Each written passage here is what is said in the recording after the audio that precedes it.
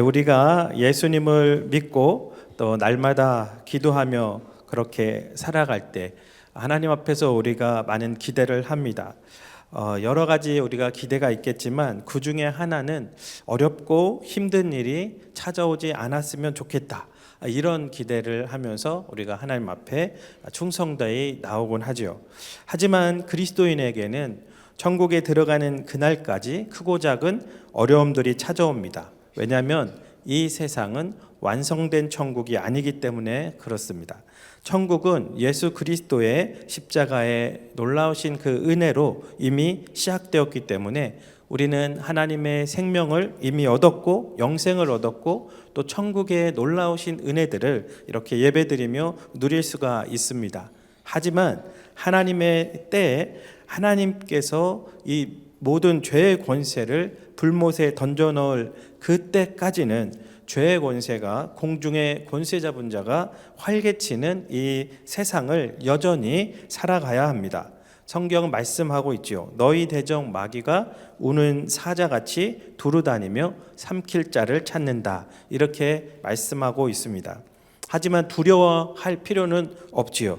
우리의 주인이신 예수님께서 세상을 이기셨고 사단의 모든 권세를 이기셨기 때문에 우리 주님께서 천국의 주인이실 뿐만 아니라 이 세상의 주인이시기 때문입니다.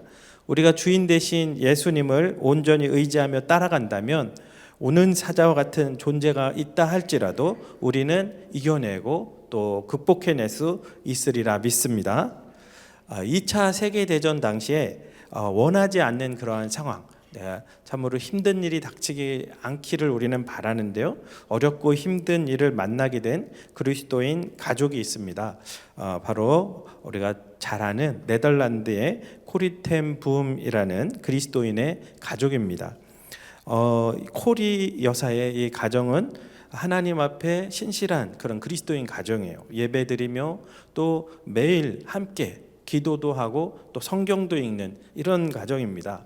코리 여사는 아버지의 이 시계 수리하시는 시계도 판매하시고 그런 시계업을 하시는 그 가업을 이어받았어요. 그래서 시계 수리하는 일을 하면서 부지런하고 또 성실하게 살았습니다. 코리 가정은 주님의 사랑과 기쁨이 가득했어요. 이들의 집은 가족 친척들뿐만 아니라 많은 이들의 쉼터와도 같았습니다. 갈 곳이 없는 아이들을 돌보아주는 집이기도 했고요. 그런데 어느 날 2차 세계대전이 일어났죠. 그리고 독일군이 네덜란드를 침공하여서 이 지역까지 점령하게 됩니다. 당시에 나치 독일은 유대인을 향한 잘못된 적대감을 가지고 있었죠. 그렇기 때문에 이 코리 가족들은 유대인들을 숨겨주고 도와주었습니다. 이 당시에 네덜란드 사람들은 유대인들을 돕지 않으면 어려움을 당하지는 않았습니다. 큰 어려움은 당하지 않을 수가 있었어요. 그런데 이 코리의 가족은 위험을 무릅쓰고 어려움에 처한 이웃들, 특별히 유대인들을 도와주었던 것입니다. 그러다 보니까 어느 순간 이 코리의 집은 어려움을 당한 유대인들을 돕는 중심 센터가 되었습니다. 이 사진은 텐붐 박물관으로 이렇게 남아있는 코리의 그 집입니다. 이곳저곳으로 유대인들을 연결해 주기도 하고 자기의 집에 숨겨주기도 하고 돌보기도 했는데 이 집을 거쳐간 그러한 유대인이 800명이 넘는다고 합니다. 그러던 어느 날에 1944년 2월 28일 독일군이 이 집으로 들이닥친 거예요. 그때도 6명의 유대인들이 함께 있었지만 밀실이 따로 있기 때문에 항상 훈련을 합니다. 그래서 밀실로 훈련했던 대로 유대인들은 다 숨어서 그들은 살아남을 수가 있었지만 연로하신 코리의 아버지, 오빠, 또 두 언니와 코리까지 유대인을 도와주었다라는 죄명으로 붙잡혀가게 됩니다. 이때 코리 여사가 52세였고요. 큰언니 베시 여사는 59세. 두 사람은 미혼이었습니다. 그리고 또 둘째 오빠가 있고 둘째 언니가 있는데 이들은 이제 이미 결혼한 그런 가정이 있는 자녀도 있는 그러한 상황이었습니다. 이들이 체포되어서 네덜란드에 있는 슈베닝행 교도소로 끌려가고 서로 생사를 모른 채 다 뿔뿔이 흩어지게 되죠. 나중에 이제 듣게 되는 것은 아버지는 그 이후로 한 열흘 만에 돌아가셨습니다. 연로하셨기 때문에. 그리고 가족이 딸려 있어서 그랬는지 오빠하고 둘째 언니는 석방을 시켜준 거예요. 그런데 이 코리와 언니는 석방시켜주지 않고 이제 부우트 수용소라는 곳으로 이동을 시켰습니다. 그런데 가보니까 이제 언니를 만난 거예요. 그래서 둘이 이제 수용소에서 상봉을 한 거죠. 그렇게 하고 나서 이제 기차를 타고 독일에 있는 라벤스부르크 수용소, 살아나가기 힘든 곳입니다. 여기까지 이제 끌려가는 거죠. 그래서 여기에 끌려가면은 일주일 내내 이제 고된 노동을 해야 되고 또 매를 맞기도 하고 고문을 당하기도 하고 많은 포로들이 죽어나가는 그러한 곳이었습니다. 200명이 들어갈 수 있는 막사에 700명을 집어넣었다고 그래요. 이와 벼룩이 가득한 매우 더러운 곳이었으며 밤에는 또 고문당하는 소리도 들려서 지옥을 연상케 하는 곳이었다. 이렇게 추억하고 있습니다. 이러한 상황 속에서 소망을 가질 수가 있을까요? 믿음을 놓치지 않을 수 있을까요? 하나님, 우리 가족은 예수님을 믿으며 어려움 당하는 이웃을 그렇게 열심히 도와주었는데 이렇게 큰 고통을 당하고 있습니다. 도대체 왜 이런 일을 당해야 되지요? 저라면 그렇게 생각하면서 원망의 마음도 가졌을 것 같습니다. 이렇게 절망할 수밖에 없을 것 같은 이 라벤스부르크 수용소에서 이 언니 베시 텐붐은 오래 버텨내지 못하고 10개월 정도 있다가 이제 죽게 됩니다.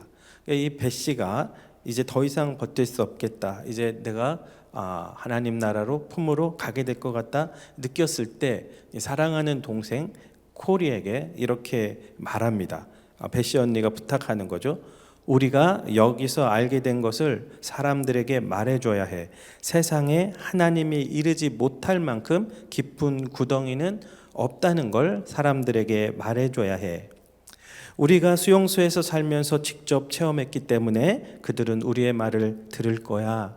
나는 우리를 박해하는 사람들을 위해 매일 기도하고 있어. 사랑이 세상 그 어떤 것과도 비교할 수 없을 만큼 위대하다는 사실을 깨닫게 해달라고 말이야. 코리 언니 베시텐붐은 이 독일군이 네덜란드를 침공했을 때부터 이 독일 사람들을 위해서, 군인들을 위해서, 구원을 위해 기도해 왔습니다. 죽음을 앞둔 그 순간에 그리고 수용소에서 자신을 박해한 사람들, 죽게 만든 이 사람들을 위해서도 기도하고 있습니다. 그리고 동생에게 끝까지 살아서 이 절망의 구렁텅이에 빠진 사람들, 그들에게 주의 사랑을 전해달라고 부탁을 하고 있는 거죠. 이러한 절망적인 상황과 환경 속에서 절망하지 않고 소망 가운데 하나님과 동행하고 있는 이 두 사람, 이들은 어떻게 그렇게 살아갈 수가 있었을까요? 오늘 하나님의 말씀을 통해서 이 두 사람처럼 우리 절망을 이겨내고 소망 가운데 승리하는 지혜를 얻게 되기를 축복합니다. 첫 번째로 절망은 무덤 속으로 들어가는 것과 같다라는 것을 우리가 알아야 됩니다. 하나님께서는 어느 날 에스겔 선지자를 환상 중에 어디론가 끌고 가죠. 어떤 골짜기 가운데로 이끌어 가셨습니다. 에스겔이 골짜기 가운데서 사방을 둘러보니까 거기에 뼈가 가득했죠. 오늘 본문 2절 말씀 같이 한번 읽어보겠습니다. 나를 그 뼈 사방으로 지나가게 하시기로 본즉 그 골짜기 지면에 뼈가 심이 많고 아주 말랐더라. 하나님께서 인도하신 그 골짜기에는 뼈가 심이 많고 아주 말라져 있었습니다. 이것이 무엇을 의미하는 것이었을까요? 하나님께서 친절하게 말씀해 주십니다. 오늘 본문 11절 말씀, 이렇게 바싹 말라있는 뼈들이 무엇인지 말씀하고 있습니다. 또 함께 같이 읽어볼까요? 또 내게 이르시되 인자야 이 뼈들은 이스라엘 온 족속이라 그들이 이르기를 우리의 뼈들이 말랐고 우리의 소망이 없어졌느니 우리는 다 멸절되었다 하느니라. 아멘. 네, 이 뼈들의 정체는 바로 현재 절망 가운데 있는 이스라엘의 온 족속 바벨론의 포로로 끌려온 이스라엘 백성들이라는 것입니다. 이스라엘 백성들은 하나님의 선택받은 민족이었죠. 그런데 그들은 이방 민족에게 멸망을 당했고요. 포로가 되어서 약 1120km 떨어진 곳에 끌려와 있는 것입니다. 이런 상황 속에서 이스라엘 백성들은 절망에 빠졌습니다. 자신들은 하나님으로부터 버림을 받았다 이렇게 생각하고 있습니다. 하지만 하나님은 그들을 버린 적이 없거든요. 13절에서도 보면 여전히 이스라엘 백성들을 향하여서 이렇게 불러요. 내 백성들아라고 하고 있거든. 내 백성들아. 하나님은 여전히 내 백성이었거든요. 그러나 이스라엘 백성은 하나님이 우리를 버렸고 우리는 다 멸절되었다. 우리는 끝났다. 더 이상 희망이 없다. 이렇게 말하면서 모든 것을 포기했던 것입니다. 하나님께서는 이렇게 절망에 빠져서 소망을 잃어버린 이스라엘 온 족속을 마른 뼈들이라고 하신 것입니다. 그러므로 우리도 소망을 잃어버린다면 우리도 마른 뼈가 될 수가 있는 거죠. 우리가 절망에 빠진다면 하나님께서 나를 사랑하지 않는 것 같아 나는 결코 회복될 수 없을 거야 라고 말한다면 우리는 마른 뼈가 되는 것입니다. 다시 말하면 무덤 속으로 걸어 들어가는 것과 같다는 것이지요. 절망을 이겨내고 또 소망 가운데 승리하는 지혜. 두 번째는 하나님은 이 절망의 무덤에서 나가게 할 수 있다라는 것입니다. 하나님께서는 우리가 절망에 머물러 있기를 조금도 원하지 않으십니다.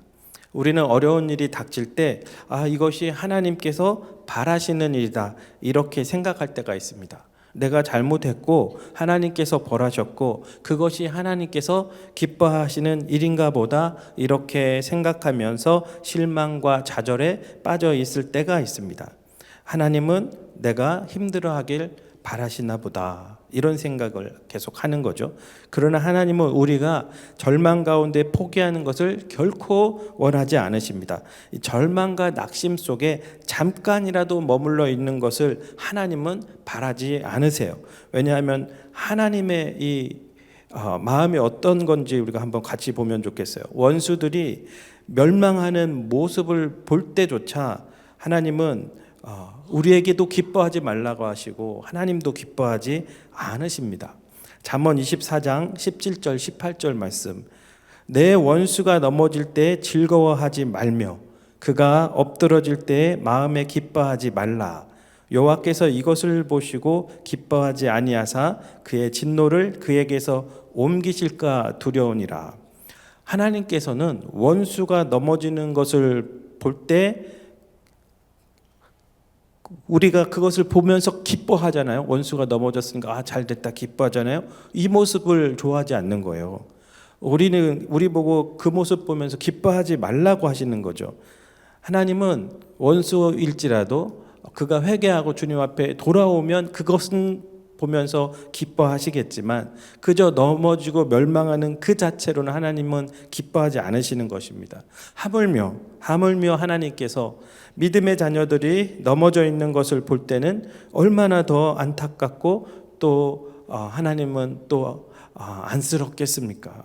하나님께서는 우리가 좌절과 절망의 골짜기 속에 넘어져 있는 것을 결코 원하지 않으시는 것입니다. 하나님께서 바라시는 것은 무엇일까요? 소망을 잃고 실패와 절망에 잠겨있던 이 영혼들이 속히 다시 일어나는 것입니다.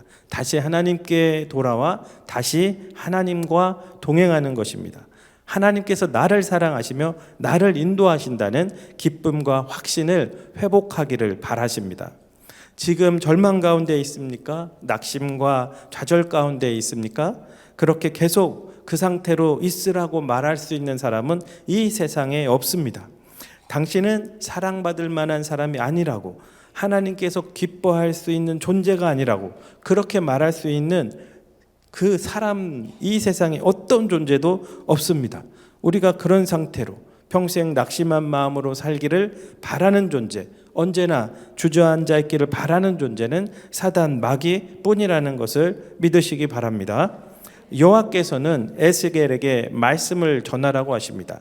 이스라엘 백성들이 말씀을 듣지 못하고 있기 때문에, 이 절망의 구름이 귀를 덮어서 하나님의 소리를 듣지 못하고 있기 때문에 백성들에게 하나님의 말씀을 전하라고 하십니다. 하나님께서 에스겔을 통해 전하고자 하는 메시지, 우리 본문 13절 말씀 같이 한번 읽겠습니다.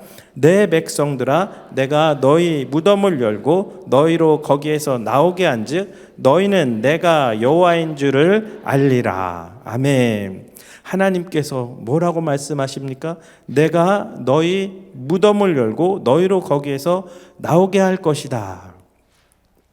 너희 스스로 나올 수 없다라는 것을 안다는 거예요.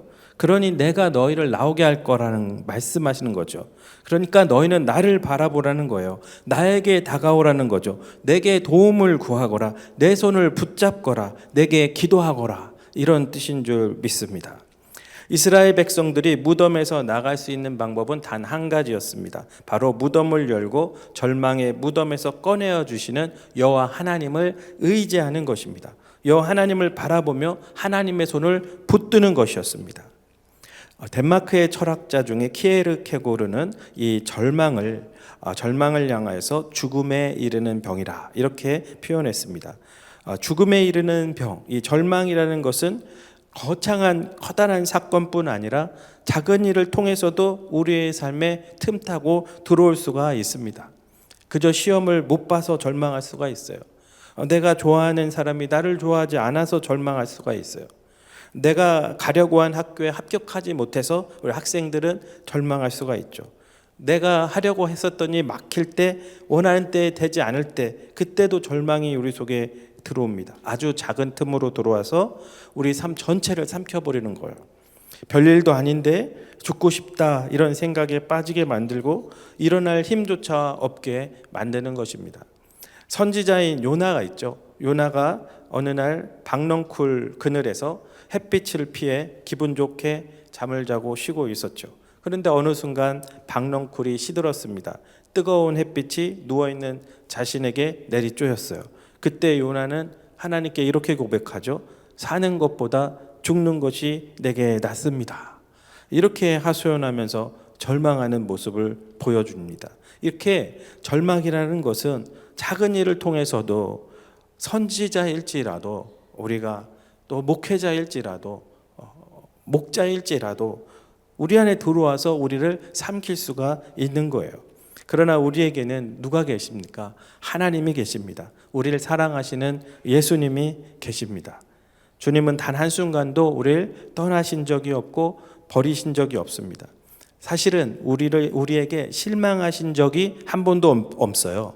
우리는 주님을 실망시켰다고 생각하지만 사실 주님은 우리에게 실망하지 않습니다. 주님은 언제부터 우리를 사랑했어요? 우리가 허물과 죄로 죽었을 때, 우리가 주님을 찾지도 않았고 알지도 못했고 헛된 우상을 쫓고 세상 낙과 세상 죄악을 추구했을 그때도 우리를 사랑하신 그 사랑의 주님이시잖아요. 우리를 위해 자신을 내어주신 예수님은 변치 않는 그 사랑으로 여전히 우리를 사랑하고 계십니다. 하나님은 우리를 지극히 크신 사랑으로 사랑하십니다. 우리를 사랑하신 하나님은 절망의 무덤에서 우리를 건지시는 능력의 하나님이라는 사실을 믿으시기 바랍니다. 절망을 이겨내고 소망 가운데 승리하는 지혜, 끝으로 세 번째는 절망의 무덤에서 다시 살리는 하나님을 붙들어야 한다는 것입니다. 여호와 하나님께서는 에스겔서 37장 4절 5절에서 에스겔에게 대언하라고 명령하셨습니다. 또 내게 이르시되 너는 이 모든 뼈에게 대언하여 이르기를 너희 마른 뼈들아 여호와의 말씀을 들을지어다.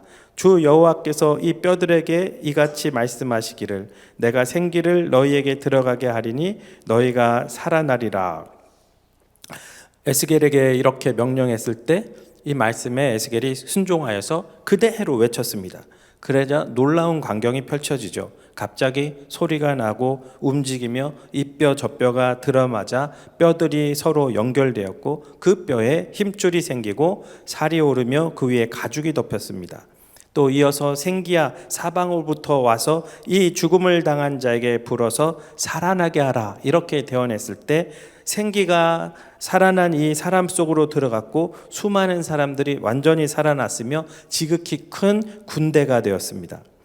결국에 절망에 빠진 이스라엘 백성들이 다시 소망을 얻고 희망 가운데 일어설 수 있는 유일한 길이 무엇이냐? 하나님의 말씀을 듣고 하나님께 돌아오며 하나님을 붙들고 하나님을 의지하여 기도하는 것이었습니다. 하나님께서는 그렇게 하나님께 나오는 자들에게 성령을 부어주시고 충만케 하사 소망의 믿음으로 일어나게 해주시는 것입니다. 우리 서두에 소개했던 이 코리 텐붐 여사와 코리의 언니 이 베시 텐붐은 절망할 수밖에 없을 것 같은 그 상황과 환경 속에서 절망하지 않는 믿음을 보여주었습니다. 이 수용소에 끌려갈 때 라벤스부룩 수용소로 끌려갈 때 네덜란드 성경을 하나 들고 가요. 이게 발각이 되면 죽을 수도 있지만 하나님 은혜로 이상하게 그거를 눈치채지를 못하면서 이 성경을 가지고 들어갑니다. 그리고 거기서 어느 정도 정착이 됐을 때 복음을 전하고요. 또 그 성경으로 또 주의 사랑을 전하고요. 예배를 드려요. 고된 일을 이제 마치고 나면은 수프를 배급받아서 같이 다 식사를 하는데 얼른 먹고 두 사람이 먼저 딱 먹고서 막사 안으로 들어오면 작은 불빛이 비치는 그런 부위가 있다는 겁니다. 거기에 성경을 읽을 수 있도록 먼저 자리를 잡는 거죠. 그러면 이제 사람들이 하나둘 오면서 예배가 시작되는 거예요. 그때 카톨릭 교도들이 성모 마리아 송가를 암송하면 루터교 교인들은 찬송을 불렀다고 합니다. 그 후에 동방정교 교인들은 성가를 불렀고요. 찬양이 끝나면 코리와 베시는 이 네덜란드 성경을 독일어로 읽었습니다. 독일어를 아는 사람이 제일 많았던 것 같아요.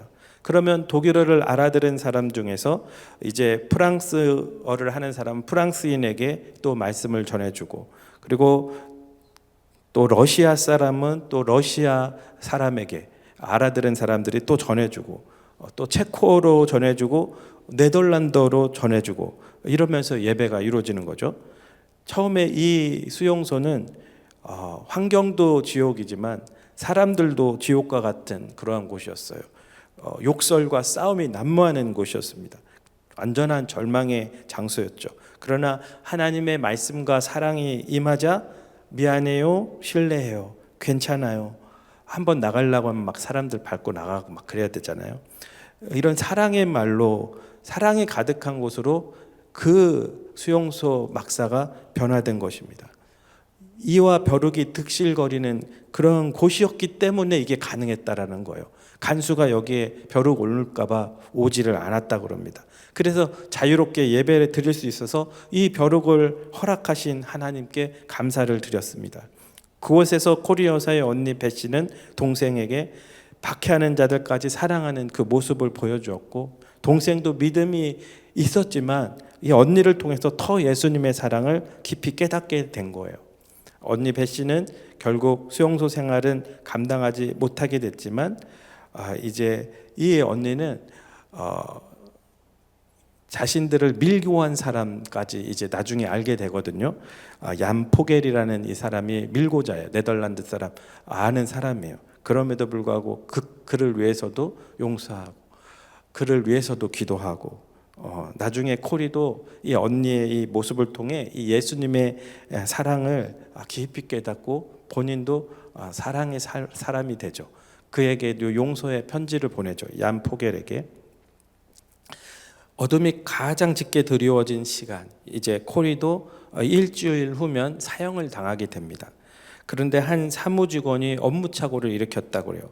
서류가 잘못돼서 기적적으로 자유를 얻습니다. 1944년 2월에 체포됐는데요. 그해 12월 25일 성탄절에 석방 선고를 받았습니다. 그리고 1945년 다음해 1월 1일에 자유를 얻게 됩니다. 그 이후에 이 모든 고난의 이유를 우리가 알게 될 수가 있죠. 이후에 이제 코리 여사는 복음 전하는 자가 되어서 전 세계 60개국 이상을 다니며 완전히 절망 가운데 살아가는 이들, 사형수들에게까지도 너무나 억울한 배신을 당한 사람들에게까지도 사랑과 용서의 하나님을 전합니다.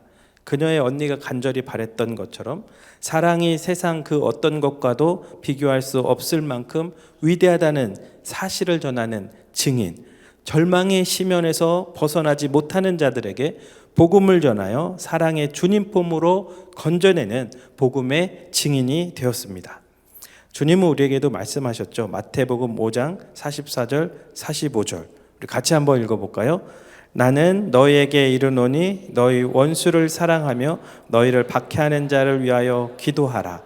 이같이 한즉 하늘에 계신 너희 아버지의 아들이 되리니 이는 하나님이 그 해를 악인과 선인에게 비추시며 비를 의로운 자와 불의한 자에게 내려주심이라.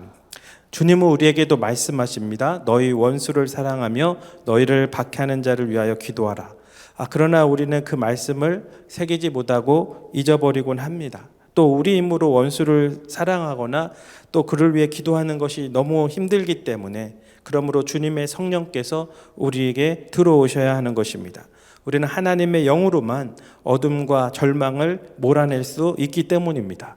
오늘 본문 14절을 말씀하죠. 내가 또 내 영을 너희 속에 두어 너희가 살아나게 하고 내가 또 너희를 너희 고국 땅에 두리니 나 여호와가 이 일을 말하고 이룬 줄을 너희가 알리라. 성령께서 우리를 살아나게 하십니다. 하나님께서 우리를 일으켜 주십니다. 절망의 자리, 후회의 자리, 불평의 자리, 우울함의 자리, 나는 더 이상 할 수 없다고, 더 이상 어쩔 수 없다고 주저앉은 자리에서 일으켜 주십니다.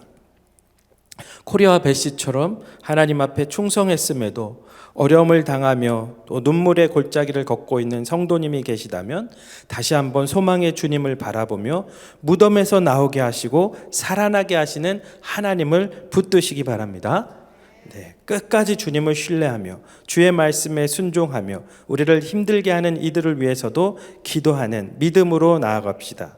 주님께서 또한 이 어려운 가운데 있는 우리 나라를 소망으로 인도해 주실 것을 믿으며 기도합시다.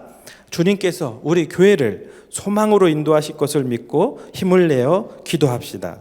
하나님께서 코리텐붐 여사를 죽음의 소용소에서 건지시고 온 세상에 복음의 증인이 되게 하신 것처럼 우리 교회를 새롭게 하사 주님께서 다시 오시는 그날까지 복음과 사랑으로 민족을 치유하고 세상을 변화시키게 하실 것을 믿습니다.